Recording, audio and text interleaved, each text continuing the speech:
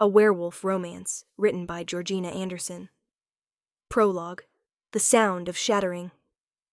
They say when a mate bond breaks, you hear it shatter like glass inside your chest. They're wrong. It doesn't shatter. It screams. My name is Lyanna Ashwood, and I was 20 years old the day my fated mate rejected me in front of 300 witnesses. 20 years old when I learned that the bond the moon goddess herself forged could be severed by 6 words spoken with absolute conviction. I, Damon Silvercrest, reject you.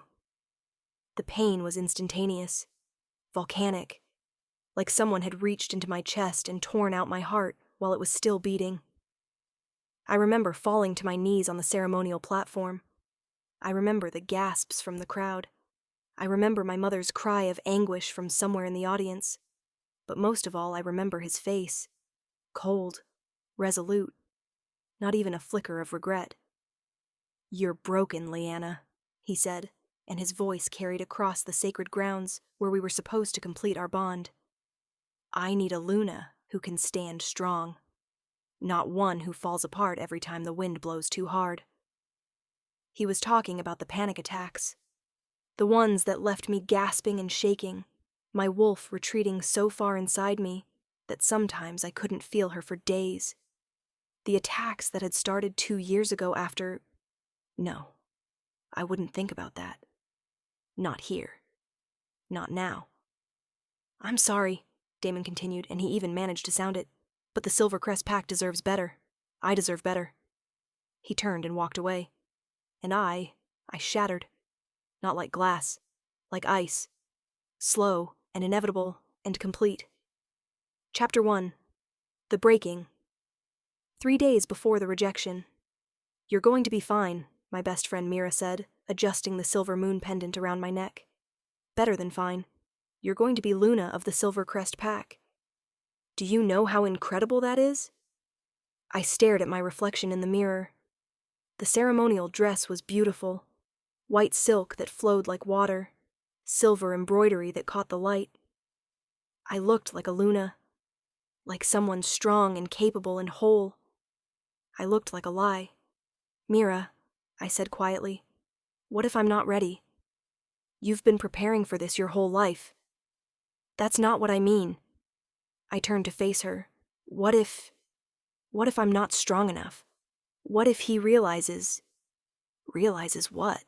That you're human? She took my hands. "Ellie, everyone has struggles. Damon knows about your anxiety. He accepted you anyway. He chose you." Had he, though? The mate bond had snapped into place 6 months ago at the spring equinox celebration. I'd felt it the moment our eyes met across the bonfire, that electric pull, that sense of rightness that made everything else fade away. He'd felt it too. I'd seen the recognition in his eyes, the way his wolf had surged forward to meet mine. But in the months since, something had shifted. He'd grown distant, canceled meetings. When we were together, he seemed distracted, like he was searching for something in me and coming up empty. "He loves you," Mira insisted. "I see the way he looks at you." "He looks at me like I'm a puzzle he can't solve." "Then let him solve you. Let him in, Ellie. You keep everyone at arm's length, even him. Maybe that's what's wrong." Maybe she was right. Maybe I was self-sabotaging. Maybe if I just tried harder, was stronger, better, more... The panic attack hit without warning. One moment I was standing in front of the mirror, the next I was on the floor, gasping for air that wouldn't come. My chest was tight. My vision was tunneling. My wolf was gone, fled so deep inside me that I couldn't feel her at all. "Ellie!" Mira was beside me, her hands on my shoulders. "Breathe. Just breathe. In through your nose, out through your mouth. You're okay. You're safe." But I wasn't safe. I was drowning. I was dying. Look at me. "Ellie, look at me." I forced my eyes to focus on her face. "Count with me. 1, 2, 3. Slowly, painfully, the panic receded. My breathing evened out. My vision cleared, and I felt the familiar wave of shame crash over me. "I'm sorry," I whispered. "Don't apologize. I can't even get through getting dressed without falling apart. How am I supposed to be a Luna? How am I supposed to lead a pack when I can't even... Stop! Mira's voice was sharp. This doesn't make you weak, Ellie. It makes you someone who survived something terrible and is still here, still fighting. That's strength. I wanted to believe her. Gods, I wanted to believe her. But as I looked at my reflection, dress wrinkled now, makeup smeared, hair disheveled, all I saw was broken.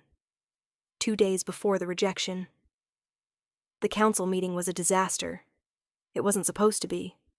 I was just supposed to sit beside Damon, smile, and observe, learn how pack politics worked, get comfortable with the idea of being Luna.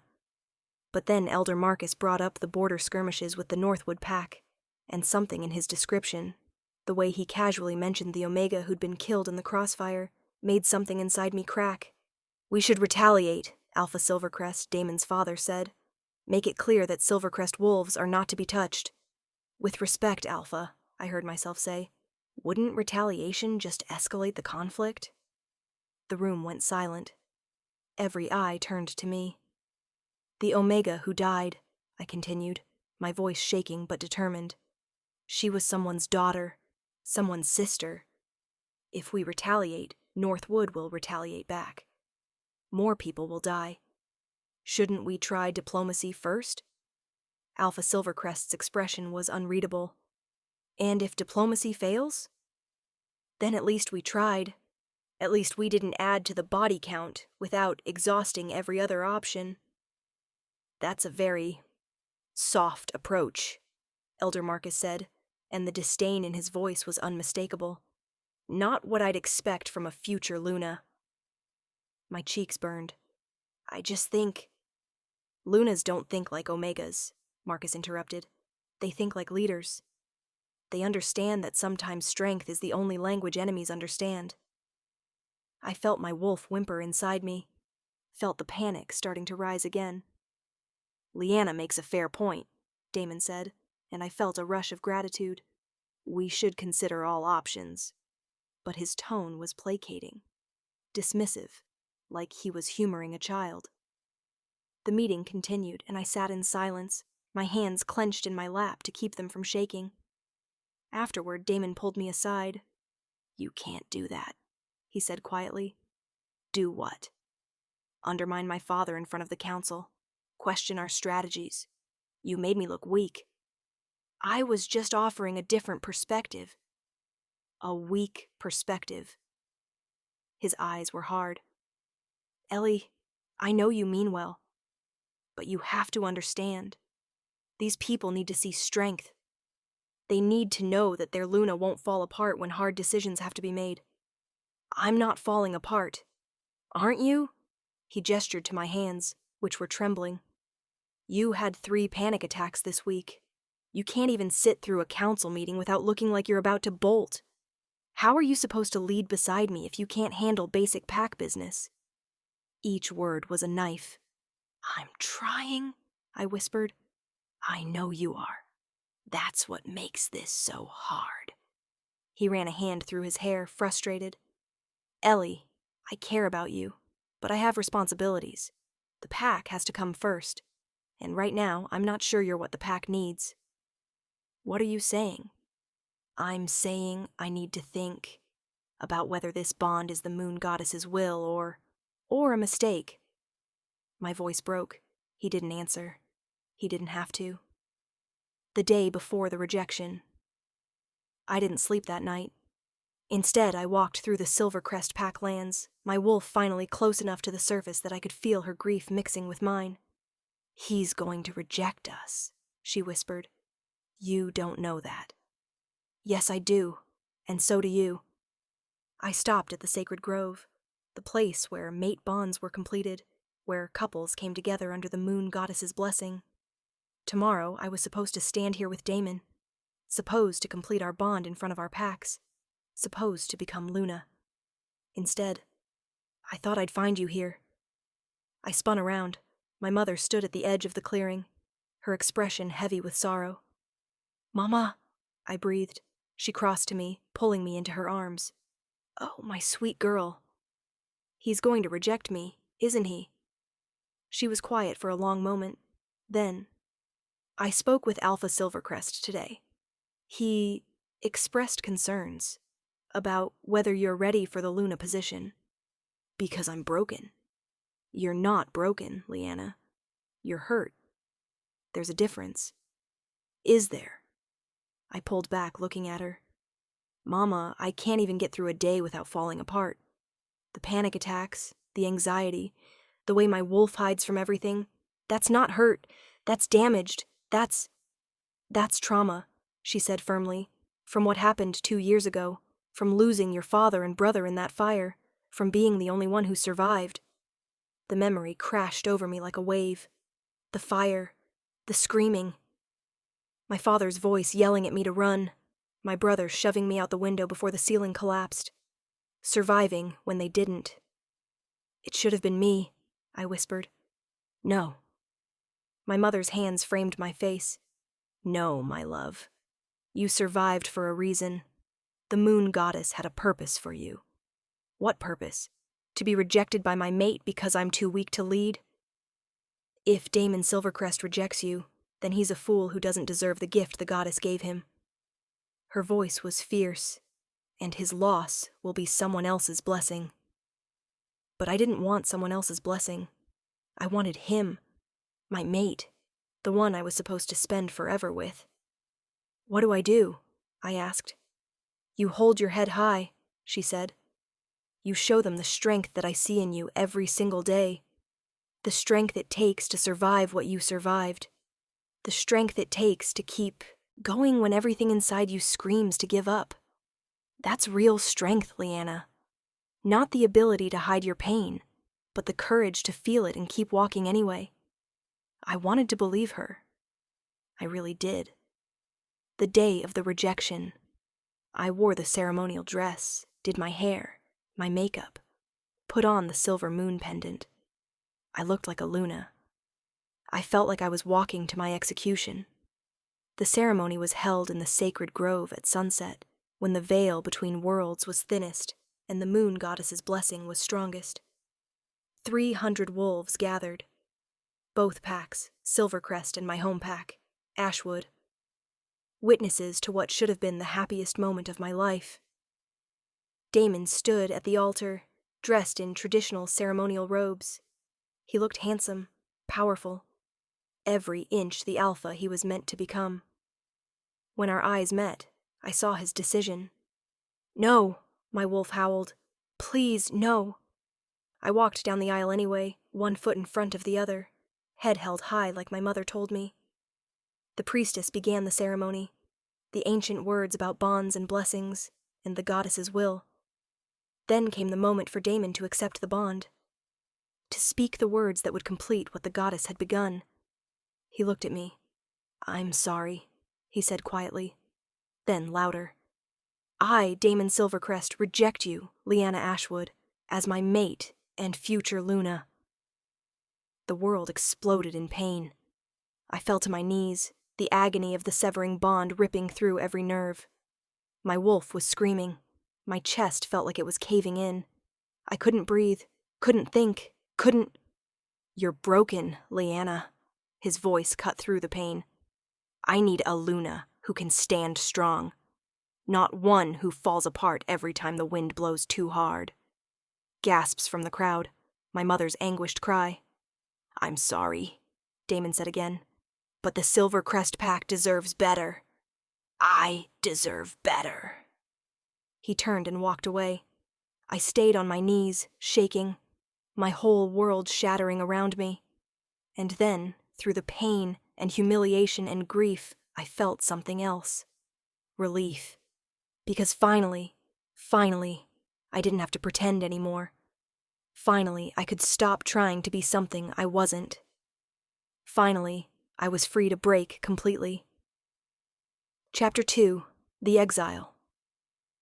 They expected me to stay, to return to the Ashwood pack with my mother, to heal from the rejection in private, to eventually move on and maybe, if the moon goddess was merciful, find a chosen mate who could look past my shattered bond. I lasted 3 days. 3 days of pitying looks and whispered conversations that stopped when I entered rooms. 3 days of my mother hovering, worried I'd do something drastic. 3 days of feeling the phantom pain of a bond that no longer existed, but had left scars in its wake. On the 4th day, I left. I didn't tell anyone, didn't leave a note, just packed a small bag with essentials and walked out during the pre-dawn hours when no one would stop me. I headed north, toward the neutral territories, the wild lands between pack borders where no one held dominion, the places where rogues lived, rogues, the boogeyman of pack life, wolves who'd been exiled or had abandoned their packs. Dangerous, unstable, violent. I wasn't afraid of them. How could I be afraid of something external when the real danger, the real violence, had come from the people who were supposed to protect me? I walked for 2 days. No destination, no plan. Just walking because stopping meant thinking, and thinking meant feeling, and feeling meant. The panic attack hit on the 3rd day. I was crossing through a dense forest when my vision started to tunnel. My chest tightened. My wolf fled again, retreating so deep I couldn't feel her at all. I collapsed against a tree, gasping for air. This is it, I thought distantly. I'm going to die out here alone. And maybe that's for the best. Hey, I looked up, vision blurry. A woman stood a few feet away, mid-30s, lean and scarred, with eyes that had seen too much. Behind her, 3 more figures emerged from the trees. Rogues. I should have been terrified. Instead, I laughed. A broken, hysterical sound. Go ahead, I managed between gasps. Kill me. I don't care anymore. The woman tilted her head, studying me. You're having a panic attack. Very observant. What's your name? Does it matter? It does to me. I looked at her. Really looked at her. She wasn't attacking. Wasn't threatening. Just waiting. Lyanna, I finally said. I'm Senna. She crouched down to my level. Lyanna, I need you to breathe with me. Can you do that? Why would you help me? Because you asked us to kill you, and that tells me you're hurting. And I remember what that feels like. Her voice was gentle. Now breathe. In for 4, hold for 4, out for 4. I didn't know why I listened. Maybe because I had nothing left to lose. Maybe because her eyes held something I recognized, the look of someone who'd been broken too. I breathed with her. Slowly, the panic receded. There, Senna said. Better? I nodded, exhausted. Why are you out here alone? She asked. Because I have nowhere else to go. Pack exile? Self-imposed. I met her eyes. My mate rejected me, in front of everyone. Said I was too broken to be his Luna. Something flickered in her expression. Understanding. Anger on my behalf. And you believed him? Doesn't matter if I believe him. The damage is done. I gestured vaguely at myself. I'm shattered. Might as well be honest about it. Shattered can be rebuilt, Senna said quietly. Trust me. I know. One of the men behind her, young, maybe early 20s, spoke up. Senna, we should go. The Northwood Patrol will be through here soon. In a minute, Cade. She looked at me. Lyanna, I'm going to offer you something, and I want you to think carefully before you answer. What? Come with us. To our settlement. It's not much, just a collection of wolves who've been cast out or chose to leave. But it's safe, and you can stay as long as you need. I stared at her. Why would you do that? Because someone did it for me once. When I was exactly where you are now, broken, and believing I deserved to die alone. She stood, offering her hand. And because I have a feeling you're meant for something more than dying in these woods. I looked at her outstretched hand. What did I have to lose? I took it. Chapter 3. The Hollow. The rogue settlement was called The Hollow, a name that felt painfully appropriate. It wasn't what I'd expected. No savage camps, no violence, just a collection of rough shelters built into a box canyon, hidden from pack territories by dense forest and treacherous terrain. Maybe 40 wolves lived there, all of them with the same look in their eyes, the haunted expression of people who'd lost everything and were still trying to figure out how to exist. "This is home," Senna said as we approached, "such as it is." As we entered the canyon, wolves appeared, watching, assessing, some hostile, some curious, all of them wary.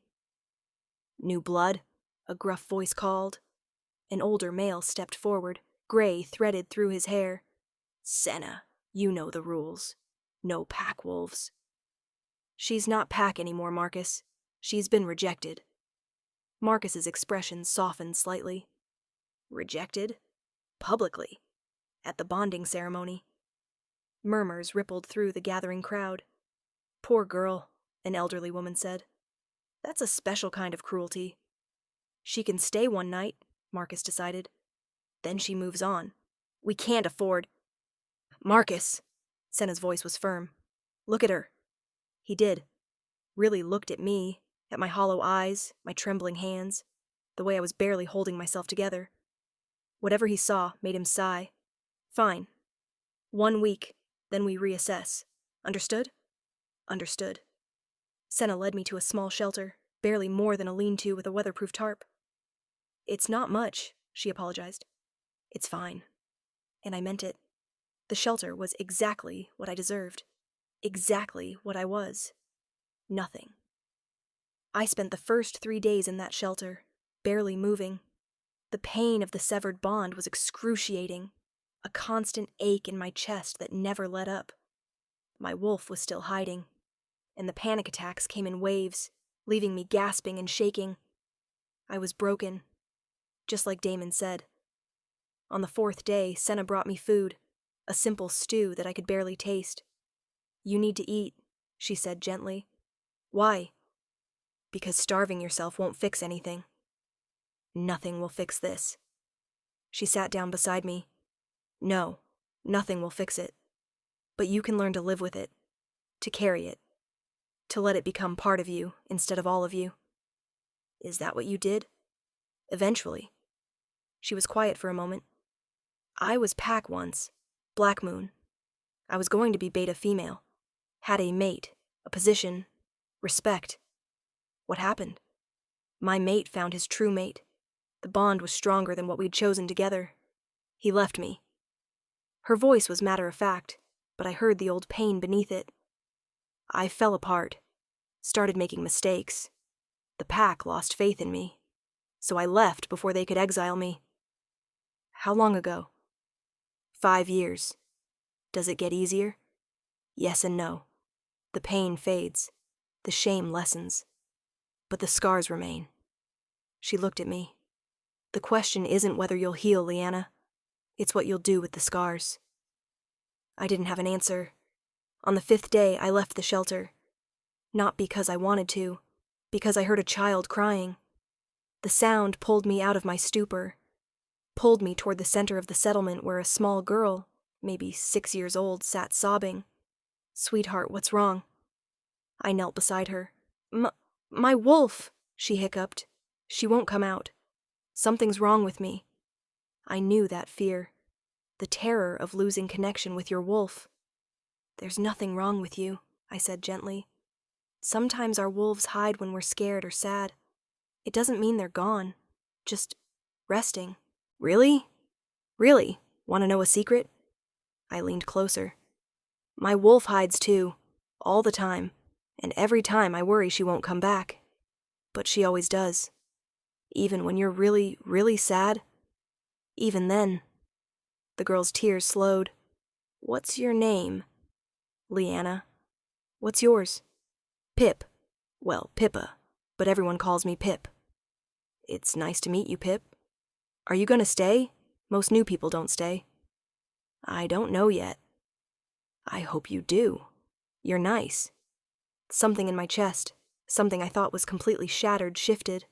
Just a fraction, but enough. I started noticing things after that. The way Marcus walked with a limp, but never complained. The way Senna spent her evenings teaching the younger rogues to hunt, even though she was clearly exhausted. The way Cade, the young wolf who'd been with Senna when she found me, helped an elderly couple repair their shelter, asking for nothing in return. These weren't the savage rogues from pack horror stories. These were survivors. People who'd lost everything and were trying, desperately trying, to build something from the ruins. They were broken. Just like me. And maybe, that was okay. On the 7th day, Marcus called me to his shelter. "Your week is up," he said. "I know. You can stay if you want. But Lyanna, you need to understand what you'd be choosing. This isn't easy. We have nothing. Food is scarce. Safety is never guaranteed. Pack wolves hunt us for sport sometimes. We're constantly one disaster away from complete collapse. Why stay then? Why not join a pack? Because none of them want us. We're the broken ones, the rejected, the exiled, the failures." His voice was bitter. "Packs only want the strong, the useful, the whole. Then why do you keep going?" He looked surprised by the question. "Because giving up isn't an option. Because these wolves..." He gestured outside. "They need someone to keep them organized, to give them purpose, to remind them they're worth surviving, even when they don't feel worth it. Especially then." I thought about Pip, about her fear that her wolf wouldn't come back, about how a few gentle words had eased that fear. I thought about the elderly couple Cade had helped, about how their faces had lit up when their shelter was secure again. I thought about Senna, who'd saved me when she had every reason not to. "I want to stay," I heard myself say. "Why?" Because I stopped, searching for the right words. Because for the first time since my mate rejected me, I don't feel completely useless. Pip was crying, and I helped her. It was small. It was probably meaningless, but for a moment I felt like maybe I could still be something, even if it's not a Luna. Marcus studied me for a long moment. "You can stay. But, Lyanna, I need you to understand. We can't coddle you. Everyone here has trauma. Everyone here is hurting. If you stay, you work. You contribute. No exceptions. I understand." "Good." He paused. "There's something else you should know. That empathy you showed Pip, that instinct to comfort, that's valuable here. Most of these wolves are so damaged they've forgotten how to be gentle. If you can remember, if you can teach them, I'm not a teacher. I'm barely holding myself together. Then hold them together instead. Sometimes it's easier to be strong for others than for ourselves." And somehow, impossibly, I understood exactly what he meant. Chapter 4. The Foundation. I started small. Pip became my shadow. Wherever I went, she followed. And honestly, I was grateful for it. Focusing on her needs meant I didn't have to focus on my own pain. I taught her the breathing exercises my mother had taught me for panic attacks. I told her stories about the moon goddess and why wolves sometimes needed to hide. I showed her how to find edible plants in the forest, turning it into a game. And slowly, so slowly I barely noticed, other wolves started watching. "You're good with her," Senna observed one evening. "She's easy to be good with." "Not for most people here. Pip's mother died in a pack raid 6 months ago. She hasn't spoken to anyone except Marcus since. Until you." I looked at where Pip was sleeping, curled up beside me like I was safety. "I'm not doing anything special. You're seeing her. Really seeing her. Not looking past her because she's damaged." Senna's voice was gentle. "That's rarer than you think." Over the following weeks, others started coming to me. The mute Omega, I learned her name was Lyra, who'd been beaten so badly by her pack that she'd lost her voice. She couldn't speak, but her eyes were eloquent.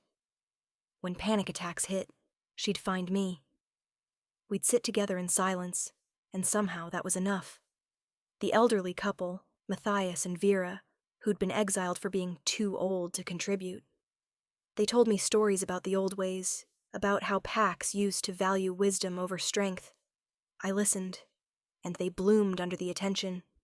Cade, who'd been exiled at 16 for being too weak to complete his warrior training. He was strong, I realized, just not in the ways his pack valued. He was gentle, thoughtful. He noticed when people were struggling and quietly helped without drawing attention to himself.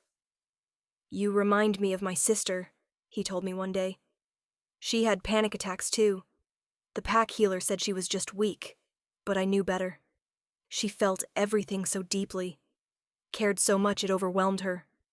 What happened to her?" His face fell. "She took her own life. 3 years ago. Couldn't handle being called weak anymore." My chest ached.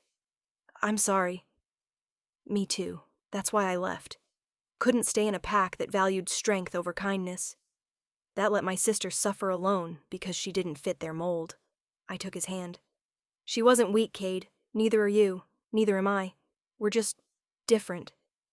The packs don't see it that way. Then maybe the packs are wrong." 3 months into my stay at the Hollow, I realized something. The settlement was dying. Not dramatically, not obviously, but slowly, inevitably, it was falling apart. The wolves had no real organization, no system for food distribution, for defense, for conflict resolution. Marcus did his best, but he was one person trying to hold together 40 traumatized wolves through sheer force of will. It wasn't sustainable. I brought it up at the communal dinner, a nightly gathering where everyone shared whatever food had been hunted or gathered. "We need structure," I said. Silence fell. Everyone stared at me. "Lyanna," Marcus said carefully, "we've been over this. We're rogues. Structure is what we ran from." "No, hierarchy is what you ran from. Abuse of power is what you ran from. Structure isn't the same as those things." I stood, my heart hammering, but my voice steady. "Right now, we're barely surviving. Food is distributed unevenly. Some wolves get enough, others go hungry. Defense is reactive. We wait until pack wolves attack instead of preventing it. And when conflicts arise between us, we have no way to resolve them except through force." "What are you suggesting?" Senna asked. "Organization. Real organization. Food committees to manage hunting and gathering, rotating defense patrols, a council to mediate disputes." I looked around at the skeptical faces. Not a hierarchy, not alphas and omegas and betas, just roles, based on skills, not rank. "That's pack thinking," someone muttered. "No, pack thinking is putting certain wolves above others because of designation. What I'm suggesting is valuing each wolf's actual abilities. Lyra can't speak, but she's the best tracker here. Matthias can't fight anymore, but he knows more about wilderness survival than anyone. Pip is small, but she can fit into spaces adults can't. Perfect for scouting." "And what role would you play?" Marcus asked. I hesitated. "I don't know. Whatever needs doing." "You're organizing this whole thing. That's leadership. I'm not a leader. I'm broken, remember?" "So are we all," Vera said quietly. "That's the point. But broken doesn't mean useless." Murmurs of agreement rippled through the group. "Let her try," Cade said. "What do we have to lose?" Marcus looked at me for a long moment. Then he nodded. 1 month. We try it your way for 1 month. If it fails... "It won't," I said, with more confidence than I felt. It almost did fail. The first week was chaos. Wolves who'd spent years without structure rebelled against it. Old pack hierarchies tried to reassert themselves. Conflicts arose over who should do what. But slowly, painfully slowly, it started to work. The food committee ensured everyone got adequate nutrition. The defense patrols gave us warning when pack wolves approached, allowing us to hide or prepare instead of being caught off guard. The council mediated disputes fairly, listening to all sides. And something else happened. The wolves started to heal. Not completely. Trauma doesn't disappear, but they began talking to each other, sharing their stories, supporting one another. Lyra taught silent hand signals to the whole settlement so everyone could communicate with her. Matthias started teaching wilderness skills to the younger wolves, giving him purpose again. Pip organized the pups into a scout squad, turning their size into an advantage.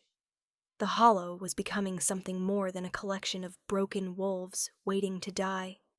It was becoming a community, and I was becoming something I never expected. Home. Chapter 5. The Visitors. The first visitor arrived on a cold autumn morning, 6 months after I'd joined the Hollow. A young female, maybe 19, stumbled into the settlement barely conscious. She was covered in bruises, her clothes torn, her eyes wild with fear. "Please," she gasped before collapsing. I was there in seconds, checking her vitals. "Get Vera and water, clean cloths." The girl grabbed my wrist. "They're coming. My pack. They'll hunt me. I won't go back." "Shh. You're safe now. No one's taking you anywhere." "You don't understand. I ran. I left. They'll kill me." "Over my dead body," I said firmly. Her eyes widened. "You'd protect me? You don't even know me." "I know enough. You're hurt and scared, and you came here for help. That's all I need to know." By the time Vera arrived with medical supplies, I'd gotten the girl's name, Ash, and her story. She'd been matched with an alpha who beat her. When she'd refused the bond, her pack had called her defiant and planned to force the mating. She'd run. "They'll come for her," Marcus said quietly as we watched Vera tend to Ash's wounds. "Her pack won't let this stand. It makes them look weak. Then we don't let them take her. Lyanna, we can't fight a whole pack." "We don't fight. We negotiate." "They won't negotiate with rogues." "They will if we make it clear the alternative is worse." I'd been thinking about this for months, about how vulnerable the Hollow was, how easily pack wolves could wipe us out if they chose to. But they hadn't. Why? Because we weren't worth the effort. We were scattered, disorganized, no threat to anyone. But what if we were? "We need to send a message," I said. "Not a violent one, a clear one. The Hollow is under protection. Attack us, and you attack all of us. We may be rogues, but we're not alone. We're a community. And communities defend their own." "That's a dangerous game," Senna warned. "Everything's dangerous. At least this way, we're choosing to be dangerous for the right reasons." Ash's pack arrived 3 days later. 20 wolves, led by the alpha she'd been matched with. A brute named Gareth with cruel eyes and crueler hands. "We're here for the traitor," he announced. "The female who abandoned her duty. Hand her over." I stepped forward. Behind me, every single member of the Hollow stood in solidarity. 40 broken wolves standing together. "No," I said simply. Gareth laughed. "You're rogues. You have no authority. No rights. That female belongs to Stoneridge Pack, and we're taking her back. She belongs to herself, and she's chosen to stay here. I don't recognize rogue claims." His eyes raked over me. "And I certainly don't negotiate with failed Lunas." He knew. Somehow he knew who I was. "Then you don't negotiate with a failed Luna," I said calmly. "You negotiate with the Guardian of the Hollow, and I'm telling you, you're not taking her."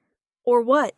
You'll fight us? You're outnumbered, outmatched, out of patience with pack wolves who think power gives them the right to abuse," I interrupted. "Yes, we're outnumbered. But are you willing to lose wolves fighting for someone who doesn't want to be yours? Because I promise you, Gareth, we will fight. And some of your wolves will die. Maybe not all of us. Maybe not even most of us. But enough. Is she worth that?" He hesitated.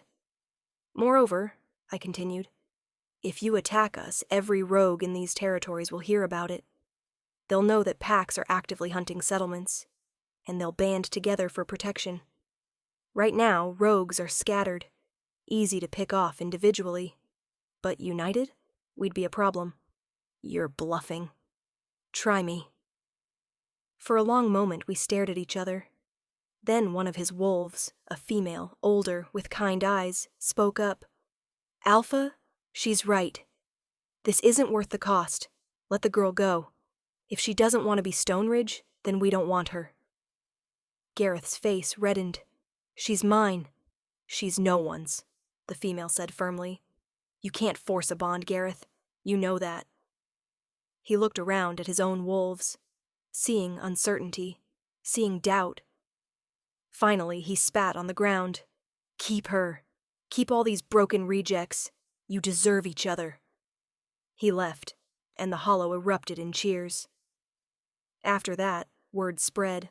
The hollow wasn't just a rogue settlement anymore. It was a sanctuary, a place where wolves who didn't fit pack life could find safety. They came slowly at first, 1 or 2 every few weeks. The Omega who'd been rejected for being barren, the Beta who'd been exiled for questioning his Alpha, the disabled Alpha who'd lost his leg and his pack in the same battle, the transgender wolf whose birth pack refused to recognize her true designation, each one broken in their own way, each one finding that here, in this canyon with these wolves, broken was acceptable, expected, even valued, because we understood that survival sometimes meant falling apart, and that strength sometimes meant asking for help. I was organizing the new arrivals' sleeping arrangements when Senna found me. "Lyanna, we need to talk." The seriousness in her tone made my stomach drop. "What's wrong?" "Nothing's wrong. That's the problem." She gestured around the settlement, which had grown to nearly 80 wolves. "Look at this. Look at what you've built." "We built it. Together. Don't be modest. You're the reason this works. Your systems, your compassion, your ability to make broken wolves feel valuable again. Lyanna, you're a leader." "I'm not." "Yes, you are. And it's time you accepted it." She took my hands. "Marcus wants to step down. He's tired, and his health isn't what it used to be. He wants you to take over as head of the settlement." My heart stopped. No, I can't." "Why not?" "Because I'm broken. Because I have panic attacks and my wolf still hides, and I'm the Omega who was too weak to be a Luna." "You're the woman who built a home for 80 wolves," Senna interrupted fiercely. "You're the leader who turned a dying settlement into a thriving community. You're the guardian who stared down a pack alpha and won through words instead of violence. Lyanna, you're not broken. You're different," I whispered, remembering what I'd told Cade months ago. "Yes. Different in all the ways that matter. Different in the ways that make you perfect for this." I looked around the settlement, at Pip, who was teaching other pups the breathing exercises I'd taught her, at Lyra, who was training new arrivals in hand signals, at Cade, who was helping Matthias with construction, at 80 wolves who'd been thrown away by packs that only valued certain kinds of strength, at 80 wolves who'd found value in each other. "Okay," I said quietly. "I'll do it." Senna grinned. "There's one more thing." "What?" "The other settlements. There are 3 more in the neutral territories. They've heard about us, about what we're building here. They want to meet, to talk about," she paused, "about alliance." "Alliance?" "About creating a network, a coalition of rogue settlements that protect and support each other. About building something that could actually stand against pack aggression." My mind raced. That's huge. That's revolutionary," Senna finished. "That's what you are, Lyanna. A revolutionary, whether you wanted to be or not." Chapter 6. The Queen of Broken Things. The first inter-settlement meeting was held at the Hollow, in the communal space we'd built from salvaged materials and sheer determination. The leaders came. Senna from the Hollow, though everyone knew I was the real leader. Marcus from the Shadewood settlement, Elise from Riverbend, and Thomas from the Northern Hollow. 4 settlements. Nearly 200 wolves total. All of them broken. All of them surviving anyway. "This is unprecedented," Marcus from Shadewood said. He was older, gray-bearded, with sharp eyes. "Rogues don't organize. We scatter. We hide. We survive alone." "And we die alone," I countered. "One by one, picked off by pack wolves or starved out or simply giving up." This isn't about organizing against packs. This is about organizing for each other. What exactly are you proposing? Elise asked. She was young, maybe my age, with burn scars covering half her face. A network, communication between settlements, shared resources when one of us is struggling, mutual defense if packs attack, and most importantly, I looked at each of them. A message to pack wolves that rogues aren't prey anymore. We're communities. We have value. We have rights. Packs will never recognize rogue rights, Thomas said. He was built like a warrior, but his eyes were haunted. We're outcasts. That's the point. Then we make them recognize us. Not through violence. We'd lose that fight. But through persistence. Through proving that we're not the savage rogues they think we are. Through building something they can't ignore. You're talking about politics, Marcus said. About trying to change a system that's been in place for centuries. I'm talking about survival, I corrected. Right now we exist in the cracks. We're tolerated as long as we're not threatening. But if we band together, if we start demanding recognition, demanding territory of our own, demanding the right to exist without persecution, yes, that's political. But it's also necessary. Silence fell as they considered my words. Why should we trust you? Elise finally asked. You're pack-born. You were going to be a Luna. What do you know about being a true rogue?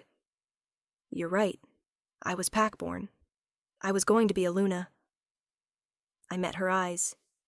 And then my mate rejected me in front of 300 witnesses because I wasn't strong enough. Because I had panic attacks. Because I was broken. I know what it's like to be thrown away, Elise. I know what it's like to be told you're not good enough, that you'll never be good enough. And I know what it's like to find people who see past the breaking to the person underneath. Her expression softened. I'm not asking you to trust me because I was pack, I continued. I'm asking you to trust me because I'm here, just like you. Because I chose the rogues over pack life. Because I've spent 6 months building a home for wolves that no one else wanted. And because I believe, I have to believe, that we can be more than just survivors. We can be thrivers. Thomas leaned forward. What would this alliance look like, practically speaking? We spent the next 4 hours hammering out details. Monthly meetings between settlements. Shared hunting grounds when one settlement was struggling. Mutual defense packs. A communication system using runners and message drops. And most radically, open borders between our settlements. Any rogue could move between communities freely, finding the one that fit them best. By sunset, we had an agreement. The Rogue Alliance. 4 settlements, nearly 200 wolves, united in survival and mutual support. It wasn't much. It wasn't perfect. But it was a beginning. Word spread fast. Within 2 months, 3 more settlements wanted to join. Within 6 months, we were 10 settlements strong. Over 400 wolves. The packs noticed. At first, they didn't take us seriously. Rogues organizing? Laughable. It would fall apart within weeks. But we didn't fall apart. We grew. And eventually, we became impossible to ignore. The confrontation came in the form of an Alpha Council summons. I was commanded, to appear before the Council of Territorial Alphas to explain the rogue situation. Senna was horrified. It's a trap. They'll kill you or imprison you or they'll listen, I said calmly. This is what we wanted, isn't it? Recognition. A seat at the table. Not like this. Not on their terms. It's always on their terms, Senna. We're the ones asking for change. But I'm not going alone. I brought 10 wolves with me, representatives from different settlements, different stories, different kinds of broken. Lyra, who couldn't speak but whose eyes said everything. Cade, who'd been called too weak to be a warrior. Matthias, exiled for being too old. Ash, who'd run from forced mating. Pip, now 9 years old, who'd lost her mother to pack violence. Each one of them living proof that broken didn't mean worthless. The council meeting was held in neutral territory, a massive stone amphitheater built centuries ago for inter-pack negotiations. 12 alphas sat in judgment. 12 powerful wolves who ruled their territories with iron paws, and in the center of their semicircle, me, the failed Luna, the broken Omega, the rogue Queen. I stood tall. "You've been causing problems," Alpha Black Moon said without preamble. "Organizing rogues, refusing to allow packs to reclaim exiled members, creating what you call sanctuaries." "I call them homes," I corrected, "because that's what they are. Homes for criminals and deserters. Homes for wolves that packs threw away." I gestured to my companions. Lyra was beaten mute by her pack for being too weak. Cade was exiled at 16 for not being violent enough. Matthias was cast out for growing old. Ash ran from forced mating. Pip's mother was killed in a pack raid while gathering herbs. These are your criminals and deserters? Some of the alphas shifted uncomfortably. "The pack system exists for a reason," Alpha Stonecrest said. "Hierarchy. Order. Strength. Without these things, wolves become no better than the beasts we're descended from." "The pack system exists to concentrate power," I countered, "to ensure certain wolves, alphas predominantly, maintain control. But that system only works if everyone fits neatly into their designated roles. What happens to those who don't?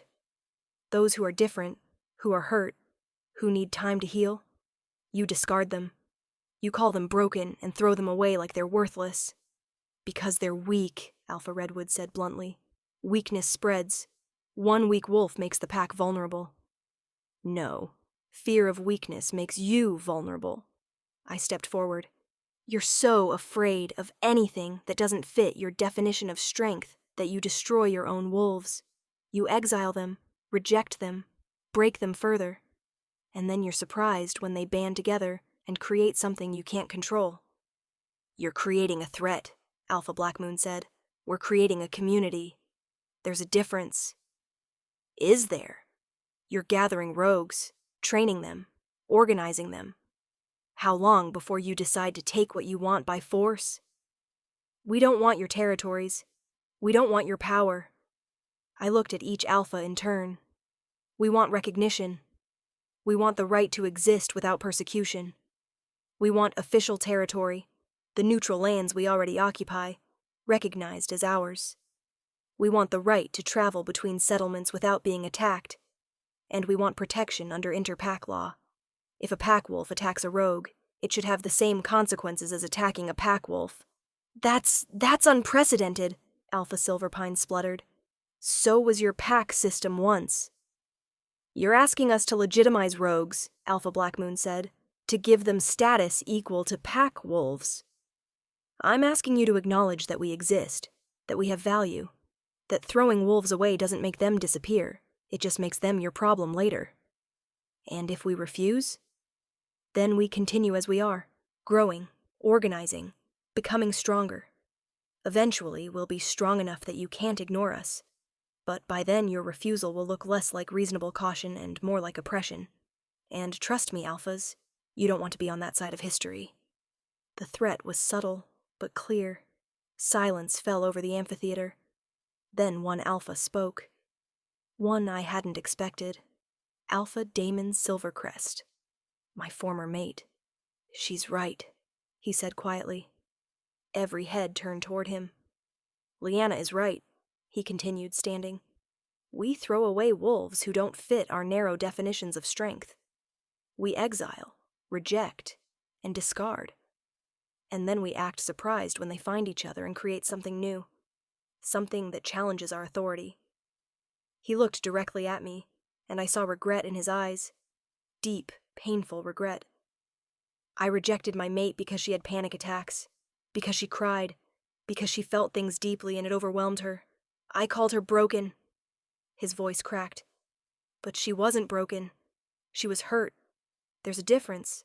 And instead of helping her heal, I threw her away, publicly humiliated her, severed a bond the moon goddess herself created." He addressed the other alphas. "How many of you have done the same? How many wolves have you discarded because they didn't meet your standards? And how many of those wolves are now in the Rogue Alliance, building something that makes them feel valued?" More uncomfortable shifting. If we refuse Lyanna's request, we're telling every wolf in our packs that there's no room for weakness, no room for mistakes, no room for anything except absolute strength and absolute obedience. And eventually, that will break more than just the rogues. It will break the pack system itself. Alpha Black Moon's jaw was tight. What are you proposing, Silvercrest? I'm proposing we grant the rogues what they're asking for. Recognized territory, protection under interpack law, the right to exist as a legitimate community. He paused. And in return, they agree to maintain order within their settlements, to prohibit criminal activity, and to work with packs on mutual concerns like rogue violence. I hadn't expected this. Hadn't expected him to defend me, to see what I was building as legitimate. But here he was. My former mate. The one who'd rejected me. Advocating for my people. It would set a precedent, Alpha Redwood warned. Good, Damon said. Maybe it's time our precedents changed. The vote took 2 hours of deliberation. In the end, 8 alphas in favor, 3 against, 1 abstaining. The Rogue Alliance was officially recognized. We had territory. We had legal protection. We had legitimacy. We had won. After the meeting, Damon approached me. Lyanna, he said quietly. Alpha Silvercrest. He flinched at the formality. Can we talk? Privately? I looked at Senna, who nodded. I'll wait here. Damon and I walked to a secluded corner of the amphitheater. I'm sorry, he said immediately. For everything. For rejecting you. For the things I said. For... His voice broke. For not seeing you. Really seeing you. I know. Do you? He looked at me and his eyes were haunted. Do you know that I haven't slept well since that day? That severing our bond felt like cutting off my own limb? That I've regretted it every single day for the past year? And yet you did it anyway. I was a coward. My father, the elders, the pack, they all pressured me. Said you were too weak. Said the panic attacks made you unreliable. Said I needed a Luna who was strong. I remember. But you are strong. Lyanna, you're the strongest wolf I've ever met. You took your breaking and turned it into something beautiful.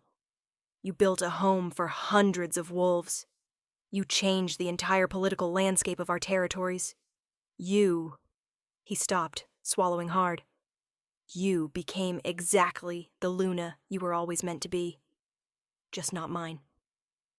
Tears pricked my eyes. Why are you telling me this? Because you deserve to know. Because I was wrong. Because... He took a breath. Because I'm asking if there's any chance, any possibility that you could forgive me, that we could... No. The word was gentle, but firm. His face crumpled. I understand. I had to ask. Damon, I touched his arm. I don't hate you. I did, for a while. But hate takes energy I don't have anymore. You were doing what you thought was right for your pack. You were wrong, but your intentions weren't malicious. That doesn't excuse what I did. No, it doesn't. And I can forgive you without wanting to be with you. I met his eyes. You rejected me when I was at my lowest. When I needed support, you saw weakness. When I needed compassion, you saw liability. And yes, you've changed. I can see that. But I've changed too.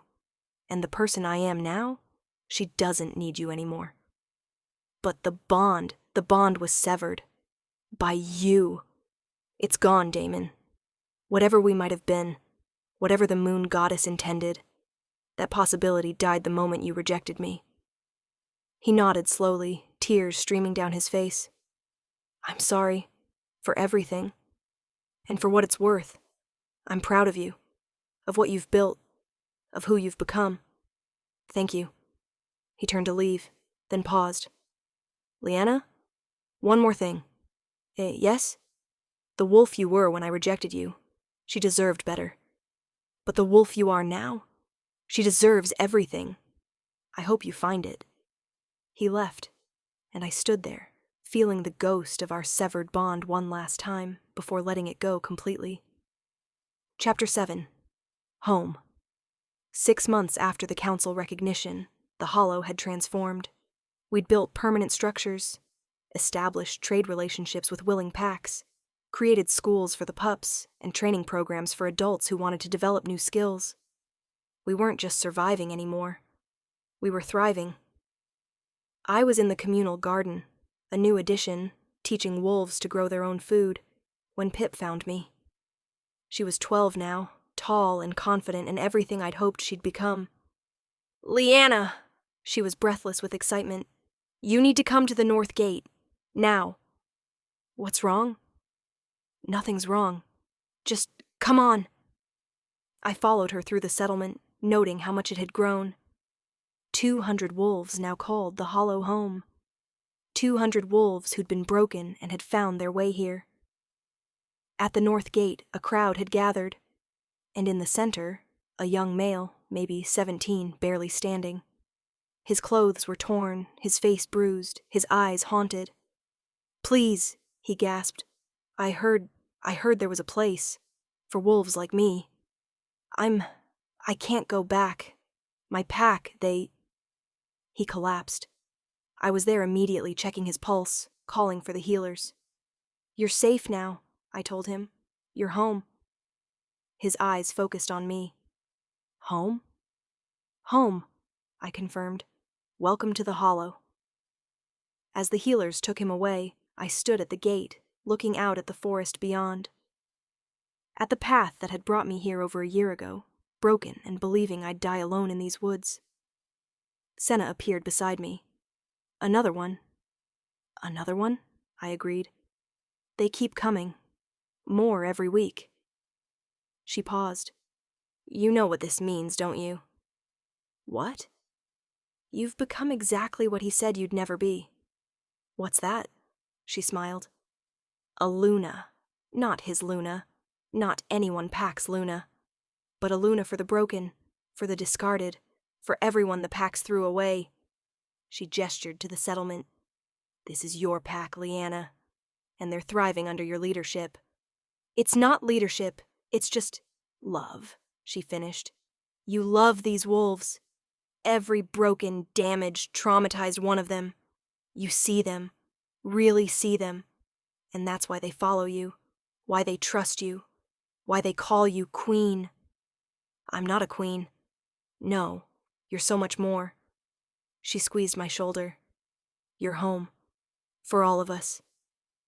Later that night, I sat in my shelter, larger now, comfortable, truly mine, and thought about the year that had passed.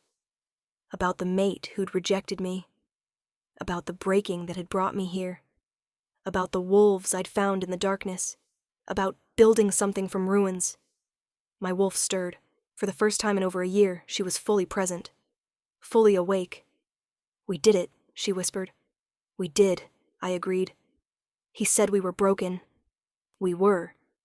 Maybe we still are. But we're also whole. Here. With them." I thought about Pip, who no longer cried for her lost mother because she'd found a family in the Hollow. About Lyra, who'd found her voice through the community of wolves, who'd learned to listen without words. About Cade, whose gentleness was now seen as the strength it had always been. About all of them. All the broken wolves who'd found their way here and discovered that broken could be beautiful. That broken could be powerful. That broken could be home. A knock at my door pulled me from my thoughts. "Come in." Marcus entered, moving slowly but with purpose. "The council's requesting another meeting. 3 more settlements want to join the alliance. That's 15 total. Over 600 wolves." He sat heavily. "Lyanna, you've created something unprecedented. A rogue nation, essentially. Organized, legitimate, growing. We've created it. All of us. But you're the heart of it. The one who believed it was possible." He paused. "There's something else. The council wants to formalize your position. Give you an official title." "I don't need a title. The wolves do. They need to know who speaks for them, who leads them." He smiled. "They're calling you the Rogue Queen. But I think I think we need something more accurate. Like what? Luna of the broken, queen of the discarded, guardian of the hollow. He met my eyes. Mother of the lost. My throat tightened. Marcus. Accept it, Lyanna. Accept what you've become. What you've always been. He stood to leave, then paused at the door. He rejected you for being broken, but that breaking, it made you exactly who these wolves needed. Who this world needed. After he left, I sat in silence, feeling the truth of his words settle into my bones. I had been broken. Maybe I still was. But I'd taken that breaking and built something beautiful from the pieces. I'd become home for the broken. And maybe that was enough. More than enough. Everything. Epilogue. The return. 2 years later. The Rogue Alliance Summit was held in the Hollow. Fitting, since this was where it all began. 20 settlements now. Over 1,000 wolves. All of them once discarded. All of them now thriving. I stood before the gathered representatives, no longer the broken Omega who'd stumbled into these woods 3 years ago. I was Luna now. Not of a single pack, but of a nation of misfits and outcasts and survivors. We've built something miraculous, I said, my voice carrying across the amphitheater we'd constructed.